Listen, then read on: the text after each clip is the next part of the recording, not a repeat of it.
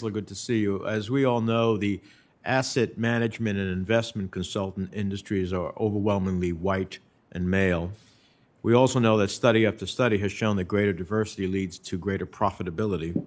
So in an effort to improve performance in these industries and thereby benefit everyday investors, the SEC's Asset Management Advisory Committee unanimously recommended that the SEC take several tangible, concrete actions to improve diversity in the industry in a way that is aligned with the SEC's own diversity and inclusion goals and its mandate to protect investors and promote fair and open markets. Have you had the opportunity to read the full advisory committee's report? Sir, I'm familiar with the report. I've read a summary, to be candid with you. Have you been briefed by the authors of the recommendations and the advisory committee's diversity and inclusion subcommittee leadership? I've met with the leadership of the committee. Have they advised you about it? Yeah. Oh, yes. Okay. Yes. Well, these recommendations, they're simple, they're straightforward. For example, one is to require enhanced disclosure requirements on gender and racial diversity of advisory firms. Some firms already report this information voluntarily, and others to establish a procedure to allow the SEC, when it receives reports of discriminatory practices, to direct reporting parties to the government agency best equipped to investigate the complaint. None of this is particularly difficult or controversial, as is evidenced by the unanimous vote of the advisory committee. So given that broad support, can you commit to bringing these items before the commission for a vote before the end of the year so we can bring transparency and diversity to the industry and ultimately deliver better market outcomes for investors? I've asked staff to look very closely not only at these recommendations, but other recommendations with regard to issuers, but you're speaking about on the investment management side, and make recommendations up to the commission with a full docket. I don't want to say what time that will be. It might be after the end of this year. Let me just say you've been around here for a while, and I get similar answers from every chair. And the problem is we never end up with any concrete steps to creating the diversity that everybody claims that they support.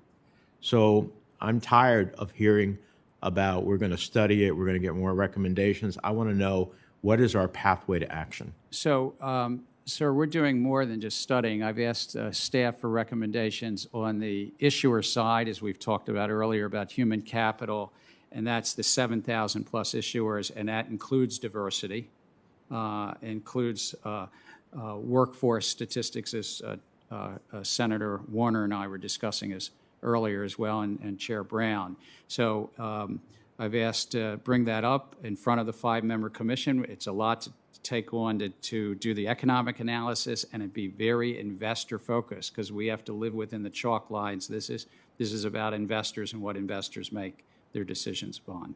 Well, we'll be following up with you. This is an issue I've been pursuing for some time, and without satisfaction, to be honest with you. Should shareholders of companies that make public pledges expect their company to act in a manner consistent with the stated company policy? I think it's at the bedrock of our securities laws. President Roosevelt called the first act in front of Congress, the 33 Act, the Truth in Securities Law. And so you're talking about that if you make a pledge to your shareholders about building a factory or any pledge, that you not defraud the public, that it be honest rendition and of the disclosures you're making. Well, after the insurrection attempt earlier this year, many companies made public pledges to stop donating money to the 147 members of Congress who objected to Congress's certification of President Biden's victory.